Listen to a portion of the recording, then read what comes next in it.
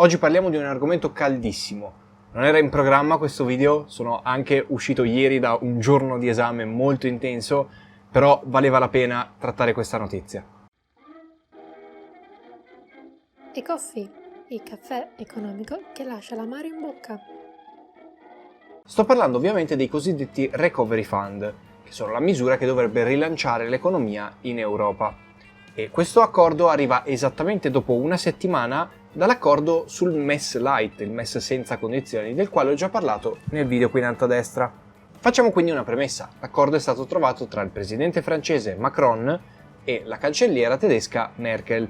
In realtà questi due personaggi rappresentano le due fazioni opposte dell'Europa, cioè i paesi del nord e i paesi del sud. Dopo l'incontro tra i due leader c'è stata una conferenza stampa congiunta nella quale hanno annunciato quali saranno più o meno le misure. La cancelliera tedesca si è detta assolutamente soddisfatta del piano da 500 miliardi per l'Europa. In particolare questi soldi è stato specificato che andranno soprattutto a quelle regioni più colpite, quindi noi Italia ne beneficeremo parecchio.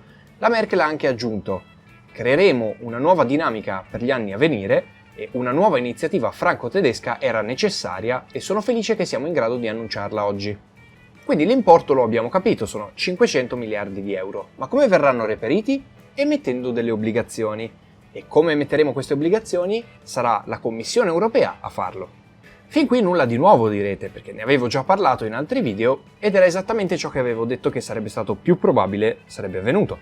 La novità importante però è che questi soldi non saranno dati in prestito, saranno effettivamente dei trasferimenti di denaro. La Commissione europea quindi emetterà queste obbligazioni garantite dal bilancio dell'Unione Europea. Ora, ho già parlato sia di obbligazioni che di bilancio dell'Unione Europea nei video qui in alto a destra. Questi soldi quindi saranno prestati ai paesi maggiormente colpiti dalla crisi. Tutti però adesso si stanno chiedendo: sono obbligazioni, quindi devi restituire questi soldi. Come verranno restituiti?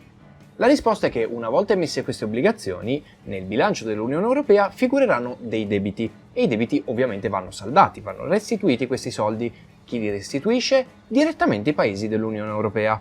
Si dice che il debito quindi sia stato mutualizzato, cioè reso comune. Tutti quanti adesso abbiamo questo debito. Ora dirò una cosa importante, però ho bisogno che voi abbiate già visto il video sul bilancio dell'Unione Europea, perché lì lo spiego bene. In quel video vi ho detto che oltre alle entrate proprie dell'Unione Europea ci sono anche delle altre entrate derivanti dai redditi dei singoli paesi. Questo non è nient'altro che un contributo che ogni paese versa per far fronte all'eccesso di uscite rispetto alle entrate. Con questo intendo che era già prevista una forma per la quale, se l'Unione Europea ha delle uscite eccessive, allora saranno i singoli stati a pagare queste uscite dando un contributo in base a ciò che guadagnano. Ed è per questo che sentirete parlare di debito che verrà mutualizzato, che significa che lo renderemo comune, il debito sarà di tutti. Il problema è però come viene ripartito questo debito. Infatti mi domando, gli stati contribuiranno a pagare in base al reddito nazionale lordo oppure no? È chiaro che questo sia il punto fondamentale di tutta la misura. La misura diventa poco funzionale nel momento in cui il criterio che poni penalizza uno degli stati che hanno più bisogno, come ad esempio l'Italia. Perché ad esempio, se metti come criterio il PIL, noi siamo il terzo PIL in Europa, per fortuna, e quindi pagheremmo di più. Stando però a quello che è stato detto dai due leader, questa misura è pensata proprio per quei paesi in difficoltà e noi siamo probabilmente uno dei paesi più in difficoltà. Perciò dubito verrà utilizzato l'RNL, il reddito nazionale lordo, come criterio. Non solo, la cancelliera tedesca ha rassicurato sotto questo punto di vista che la Germania pagherà di questo debito il 27%, cioè un terzo o quasi dell'ammontare di questo debito lo pagherà la Germania. Si tratta quindi di un grosso passo avanti verso un accordo sui recovery fund.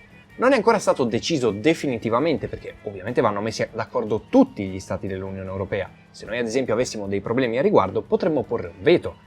Tuttavia credo che effettivamente siamo molto vicini alla risoluzione di questo problema. Va comunque rilevato il fatto che l'Italia voleva di più di 500 miliardi, voleva una misura molto più ampia. C'è anche da dire però che le posizioni dei paesi del nord e dei paesi del sud vanno mediate, va trovato un compromesso. se c'è chi vuole non spendere niente e chi vuole spendere tantissimo, bisogna trovare una via di mezzo e questa credo che sia veramente la via. E vorrei soprattutto sottolineare la reazione del nostro Premier riguardo questa notizia. Si è subito detto molto contento di questo passo in avanti, ma ha immediatamente chiesto che i soldi fossero di più. Interessante poi come abbia twittato il fatto che questi siano soldi a fondo perduto. Ora, effettivamente sono soldi a fondo perduto perché sono trasferimenti di denaro, non è un prestito. Però, siccome il debito dell'Unione Europea è mutualizzato, quindi è comune, dovremmo pagare anche noi per questa misura. È come se lo Stato desse dei soldi a un'impresa e poi non glieli chiedesse indietro, ma al tempo stesso aumentasse le imposte. Non dovrai esattamente ripagare il tuo debito perché non è effettivamente un debito, però lo stai comunque pagando almeno in parte. Sarà molto interessante e sicuro al 100% ci farà un video il momento in cui verrà tutto messo nero su bianco e saranno chiare le condizioni. Infatti ci tengo a ribadirlo, questa misura non è stata ancora perfezionata, non c'è nulla di scritto su carta, di vincolante, non si è ancora raggiunto un accordo, ci sono paesi che non sono d'accordo con questa cosa, però mi sento di dire che siamo molto vicini alla soluzione perché i paesi chiave dell'Europa si sono comunque messi d'accordo. Ad esempio è da registrare l'opposizione dell'Austria e del suo cancelliere Sebastian Kurz che vuole che questi soldi siano prestati ma non venga mutualizzato il debito. Un paio di cose prima di passare alla citazione economica.